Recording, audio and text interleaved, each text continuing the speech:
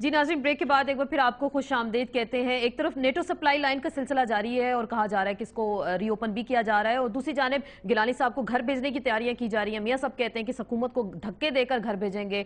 دفاعی پاکستان کا long march ہے، تحریک انصاف کا لانگ مارچ ہے، اپوزیشن کی جماعتیں لانگ مارچ تو کرنے جا رہی ہیں لیکن آپس میں یونائٹڈ نہیں ہے۔ اس پہ طارق عظیم صاحب، سب ایک ہی ایجنڈا، سب کا متفقہ ایجنڈا، سب کا ٹارگٹ اسلام آباد ہے، تو کیسے بھیجیں گے گھر اس وقت حکومت کو؟ دو چیزوں کو میرا خیال مکس نہ کیجیے۔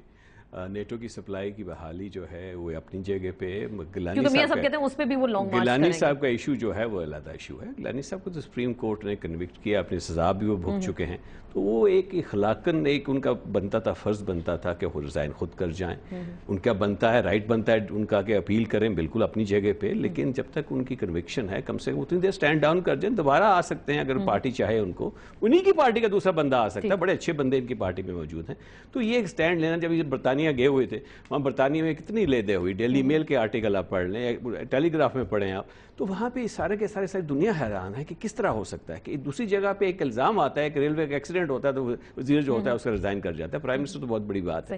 تو یہ ایک ایشو ہے، سیپریٹ ایشو۔ لیکن لانگ مارچ کہاں تک چلے گا؟ کیونکہ میاں صاحب نے کہا کہ نیٹو اگر ری اوپن کر دیا جاتا تو اس پہ بھی لانگ مارچ کریں گے، اگر پارلیمنٹ کی سفارشات کو سامنے نہیں رکھا جاتا۔ گیلانی صاحب کو گھر بھیجنے پہ لانگ مارچ کریں گے، تو سب اپنے اپنے لانگ مارچ، منی لانگ مارچ کا سیزن آ گیا کیا اس وقت؟ دیکھیں یہ تو بات بالکل ٹھیک کہہ رہے ہیں، جو دستیتا بھی ٹھیک کہہ رہے ہیں کہ دیکھیں الیکشن کا سیزن تو ہے نا، جزاپانا کوئی زیادہ ہے کہ 10 مہینے اور لگیں گے تو الیکشن تو ہو جائیں گے، لیکن اس میں ٹھیک گرما گرمی ہوگی، سیاسی گرمی ضرور آئے گی، لیکن یہ کہنا کہ صرف اس وجہ سے بیانات دیے جا رہے ہیں چونکہ الیکشن آنے والا ہے، یہ بات ٹھیک نہیں ہے۔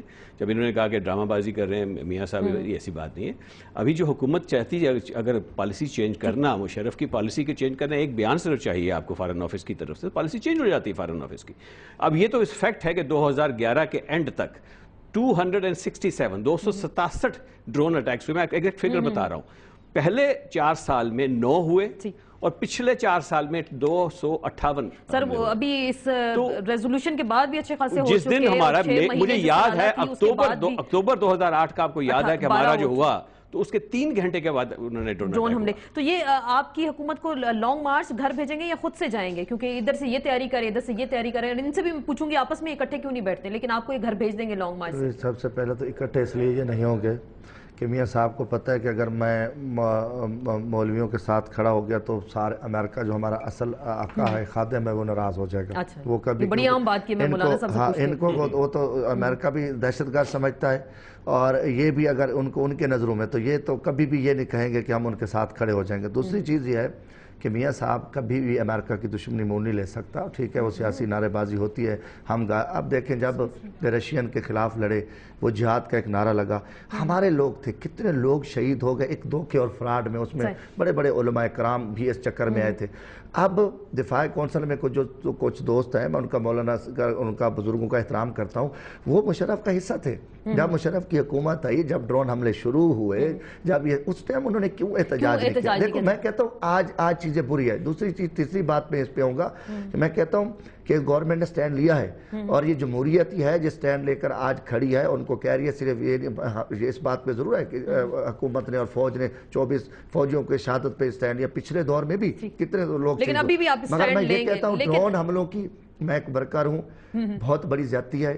میں نے اسمبلی میں بھی کہا تھا کہ امریکن کو جواب دینا ہوگا، ہمارے پاس ٹیکنالوجی موجود ہے، لیکن امریکہ نہیں دے گا نا، وہ آپ کی بات نہیں مان رہا، امریکہ سن نہیں رہا، وہ ایون معافی مانگنے پہ آپ سے تیار نہیں ہے۔ ہمارے جو اسلامی ممالک ہیں جو ہمیں تیل دے رہے ہیں، وہ بھی تو امریکہ کے پٹھو بنے ہوئے ہیں، وہ پیچھے کھڑے ہیں۔ امریکہ کو کسی میں اخلاق، عمران خان صاحب کی بات ہے، شاہ محمود صاحب امریکہ پہنچ گئے، جوید ہاشمی صاحب پہنچ گئے، عمران خان صاحب، ساری امریکہ کو آپ کہہ رہے ہیں ناراض نہیں کر سکتے؟ نہیں، سفیر بلاتا ہے، وہ اقتدار کی سارے بھیک مانگتے ہیں، ایک سچی بات کو ہم کے سامنے کوئی نہیں کہتا، کسی میں اخلاق۔ میں ان سے بالکل جواب لوں گی فضل الرحمان خلیل صاحب سے، لیکن ثروت اعجاز قادری صاحب نے ہمیں جوائن کیا ہے، سربراہ ہیں سنی تحریک کے۔ السلام علیکم ثروت اعجاز قادری صاحب، میں یہ جاننا چاہوں گی، دفاعی پاکستان کی طرف سے ہمارے ساتھ بیٹھے ہیں فضل الرحمان خلیل صاحب، لیکن آپ لوگ کچھ جماعتیں جو مذہبی دینی جماعتیں آپس میں اکٹھے نہیں ہیں دفاعی پاکستان پہ، جو ایک لانگ مارچ کیا جا رہا ہے یا پھر حکومت کو گھر بھیجنے کی تیاریاں کی جا رہی ہیں اس وقت؟ بسم اللہ الرحمن الرحیم۔ یقیناً جیسا کہ آپ کے علم میں اور کافی ڈیبیٹ ہو چکی ہے اس موضوع پر، اور کافی شروع سے چل رہی ہے نیٹو سپلائی کے حوالے سے، ہم یہ کہتے ہیں کہ یقیناً جو پارلیمنٹ آپ کی سپرویسی جو ہے اس کی قائم رہنی چاہیے، اس کی جو قراردادیں ہیں، اتنا تو ہم پارلیمنٹ میں جب ہم کہتے ہیں کہ اس کی سپرویسی ہے تو پھر اس کی قراردادیں کہاں جاتی ہیں؟ ہم اس قرارداد کے مطابق اپنے فیصلے کریں. یقیناً جو لوگ آج ڈالر کو ناجائز کہہ رہے ہیں، کل وہ جائز تھا ان کے لیے جب ان کی جیب میں یہی ایجنڈا بالکل آپ کی جو دفاع پاکستان ہے، تو اس کے ساتھ آپ کیوں نہیں ہیں؟ کچھ کہا جا رہا ہے آپ لوگوں کے اندر کے اختلافات ہیں کہ کچھ جماعتیں جو دینی جماعتیں سپورٹ نہیں کر رہی. ان کو اس لیے کہ امریکنز کو لانے والے اور پورے دنیا سے دہشت گردی کو پرموٹ کرنے والے اور ایک جو یہ فساد کی بنیاد رکھی، دنیا سے لوگوں کو اکٹھا کیا اور اس وقت ڈالر لے کر، اور امریکن جنرلز نے جن کو ان کو لا کے ٹریننگیں دی، جنہوں نے ان کے لیے اخراجات ان کے اٹھائے، اس وقت ان کو خرچے دیے، یہ کہاں سے میزائل لا رہے تھے، کہاں سے راکٹ لانچر لا رہے تھے، کون ان کے جہاز اس وقت فلائی کر رہا تھا. تو یقیناً یہ سب چیزیں تو تھیں. آج یقیناً یہ ایک دام بڑھانے کے لیے ان کو آگے لایا گیا ہے، یا جو قیمت بڑھانے کے لیے چلو ٹرک کی ایک قیمت بڑھ جائے گی، 5,000 ایک ٹرک کے مل تو رہے ہیں. حکومت آپ کہہ رہے ہیں کہ وہ جیسے ڈر اور ڈالرز کی بات ہوئی تو حکومت آپ کہہ رہے ہیں اس پہ چلا رہی ہے، لیکن دفاع پاکستان میں آپ سے پوچھوں گی آپ لوگ اکٹھے کیوں نہیں ہیں؟ حکومت کو تو گھر بھیج رہے ہیں، آپس میں ساری جماعتیں، آپ لوگ اکٹھی نہیں ہیں. دیکھیں دفاع پاکستان نے تو ملک کی ہر جماعت کو دعوت دی ہے، اور الحمدللہ اس وقت 40 کے لگ بھگ جماعتیں اکٹھی ہو چکی ہیں، اور اب بھی ہمارے ساتھ جماعتیں مزید شامل ہو رہی ہیں. آپ کے ساتھ شامل ہوں گے؟ ہماری تو دعوت ہے بالکل، اہلاً و سہلاً. ہم تو ہر ایک کو دعوت دینے کے لیے تیار ہیں. جو بھی آتا ہے پاکستان کے دفاع کے لیے، اسلام کے دفاع کے لیے، ہمارے دروازے 24 گھنٹے کھلے ہیں. سیاسی بھی جماعتیں آ سکتی ہیں، مذہبی بھی جماعتیں آ سکتے ہیں، اسلام کی حامی جماعتیں آ سکتی ہیں، پاکستان کو بچانے والی جماعتیں آ سکتی ہیں. ہم نے تو کوئی دروازے بند نہیں کیے. الحمدللہ ہمارا اتحاد پھر فرقہ واریت کی بنیاد پہ بھی نہیں ہے. اس کے اندر بریلوی بھی ہیں، ابو الخیر صاحب بھی اس کے اندر موجود ہیں، اس کے اندر اہل حدیث بھی ہیں، اس کے اندر دیوبندی بھی ہیں، اس کے سیاسی لوگ بھی ہیں، مذہبی لوگ ہیں. پاکستان کا واحد ایسا اتحاد ہے جس کے اندر سارے لوگ وہ یہ کہہ رہے تھے کہ میاں صاحب آپ کے ساتھ اس لیے شامل نہیں ہوتے کہ ہمیں جمشید دبسی سے فرما رہے تھے نا کہ یہ صرف مولویوں سے ڈرتے ہیں. میاں صاحب کہ امریکہ ناراض ہو جائے گا. مولوی نہیں ہے ہمارے ہاں، آپ یہ دیکھ رہے ہیں کہ بہت سے لوگوں کی داڑیاں بھی نہیں ہیں. یہ صرف مولویوں کی بات نہیں ہے، صرف اسلام اور ملک کے دفاع کا مسئلہ ہے، اور جس کے لیے ہم بہت بھرپور طریقے سے آپ کہہ رہے ہیں. میں شفقت محمود صاحب سے بالکل آپ سے میں جواب لوں گی. وہ شفقت محمود صاحب کچھ کہنا چاہ رہے ہیں. بالکل شفقت محمود صاحب، میں آپ سے یہ پوچھوں گی عمران خان صاحب کیوں نہیں جاتے؟ بہت لمبا کام ہو گیا، 5 لوگ بیٹھ گئے. بات یہ ہے کہ آپ نے جو پہلے سوال کیا تھا کہ اپوزیشن کی جماعتیں متحد کوئی نہیں ہوتی، کیوں نہیں ہوتی اور حکومت کو اتارنے کے لیے، تو میں صرف آپ کو ایک مثال دیتا ہوں جو کہ 2 دن پہلے لاہور میں ہمارے آئی ایس ایف کے جو سٹوڈنٹس تھے، انہوں نے ممبرشپ ڈرائیو کے لیے کیمپ لگایا ہوا تھا، اور اس کے اوپر پنجاب کی حکومت اور ایم ایس ایف والوں نے حملہ کیا، لوگوں کو مارا پیٹا، زخمی کیا. اور اس کے بعد ترا یہ ہے کہ جب اس پہ پروٹیسٹ کیا گیا تو ایف آئی آر جو ہے وہ بھی آئی ایس ایف کے لڑکوں اور پی ٹی آئی کے لیڈرز کے خلاف جو ہے وہ کر دی گئی. تو مقصد یہ ہے کہ یہ جو چیزیں ہیں یا یہ جو حرکات ہیں، یہ کوئی اپوزیشن کو اکٹھا کرنے والی تو نہیں ہے. پہلے بھی ہمیں بے شمار خدشات ہیں کہ یہ جو ساری گو زرداری گو اور یہ ساری مہمات ہیں، ان کے مہمات کے پیچھے کوئی سیریسنس نہیں ہے.